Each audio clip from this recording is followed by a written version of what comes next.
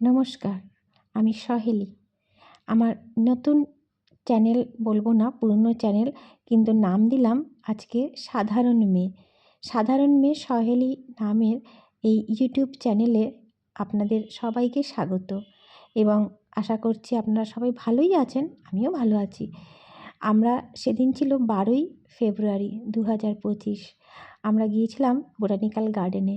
বিজ্ঞানী জগদীশচন্দ্র বসু এবং বিশ্বকবি রবীন্দ্রনাথ ঠাকুরের ওপরে একটা আমাদের প্রজেক্ট ছিল। সেইটা সেই দিন আমরা সকাল 9:30টায় একটু খেয়ে দিয়ে বেরিয়ে গিয়েছিলাম। 10:30টার মধ্যে আমরা পৌঁছেও গিয়েছিলাম।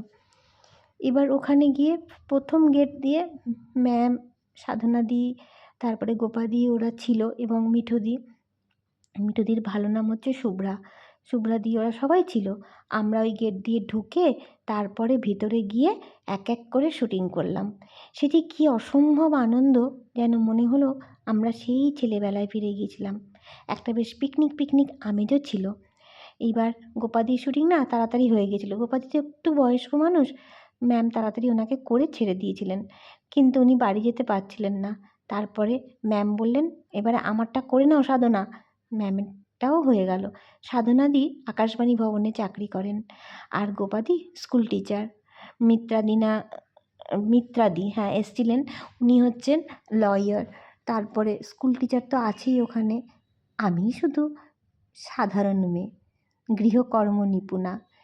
কি সুন্দর যে পিকনিকের মতন একটা হয়েছিল সেই দিনটা। ম্যাম বলেছিলেন সবাই বাড়ির থেকে টিফিন আর জল নিয়ে আসবে।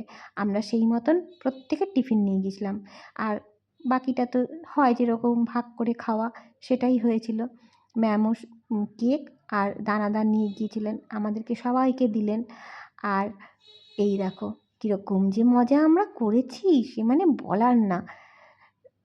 শুভ্রাদি একটা ডান্ডা জোগাড় করলো, করে কি না সরস্বতী হবে, সে যে কী মজা। তারপরে ধীরে ধীরে শুটিং শুরু হলো।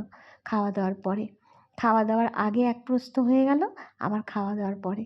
তারপরে সেই শুটিং শেষ হওয়ার পর আমরা সবাই মিলে গেলাম ক্যাফেটেরিয়ায় গিয়ে বসে একটু খাওয়া দাওয়া হলো। খাওয়া দাওয়া বলতে বেশি কিছু না, কফি আর একটা ভেজিটেবিল চপ আমরা সবাই মিলে খেলাম। কখনো জলের ধারে, কখনো মাঠের ওপর বসে ফটো তোলাও হলো আর শুটিংও হলো। এই যে ক্যাফেটেরিয়াটা বলছিলাম না, সেই ক্যাফেটেরিয়া, উফ কী ফটো যে তুলেছি সে বলার নয়।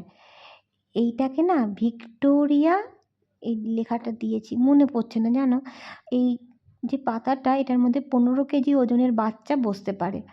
এবার দেখো কেমন লাগলো আমার এই ভিডিওটা। যদি তোমাদের ভালো লেগে থাকে তাহলে একটা লাইক আর শেয়ার করে দেবে অবশ্যই কিন্তু। হ্যাঁ, আমি বললাম এবারে সবাইকে লাইক আর শেয়ার একটু করে দিও। আর দেখো তো এইটা চিনতে পারো কি না, সেই বিখ্যাত বটগাছ, যেটার জন্যই নাকি বোটানিক্যাল গার্ডেন সত্যি বিখ্যাত হয়ে রয়েছে। বোটানিক্যাল গার্ডেন সত্যিই বিখ্যাত, পৃথিবী বিখ্যাত। আর এই বটগাছটার আসল গুড়ি কোথায় কেউ নাকি বলতে পারে না। শুনছি সেটা নাকি মানে খেয়ে নিয়েছে উই বা পোকা কিছু। এখন এই গাছগুলো দেখলে কি ভালো যে লাগছিল, একটু কষ্ট হচ্ছিল, বাঁশ দিয়ে বেঁধে রেখেছে মতন করে, কিন্তু খুব সুন্দর একটা দৃশ্য দেখলাম, বেশ ভালো লাগলো। এই প্রথম আমিও গেলাম ম্যামের জন্য, বেশ ম্যামের সৌজন্যে আমারও যাওয়া হলো। ম্যামকে বললাম, ও ম্যাম এই প্রথম, আমি আগে কোনো দিন আসিনি, মেয়েকে নিয়েও আসিনি, কি ভালো যে লাগলো। এটা হচ্ছে রিহার্সালের দিন, আমরা সবাই আর গুগল মিটে রিহার্সাল দিয়েছি। মাটির মানুষ, খুব ভালো লাগে। দুজনেই কাজে ব্যস্ত, ক্যাফেটেরিয়াতেও সবাই পড়ায় ব্যস্ত। নেক্সট কাজ হবে অবনীন্দ্রনাথ ঠাকুরের ওপরে, কোন্নগরে অবনীন্দ্রনাথ ঠাকুর বাড়িতে ম্যামের ইচ্ছা শুটিং করবার। দেখা যাক কি হয়।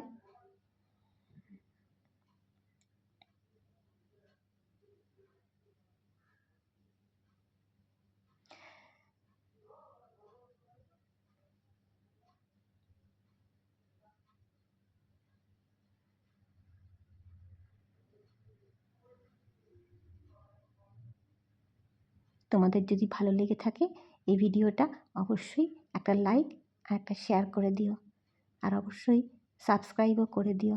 কেমন? তাহলে আজকে আসি, টাটা।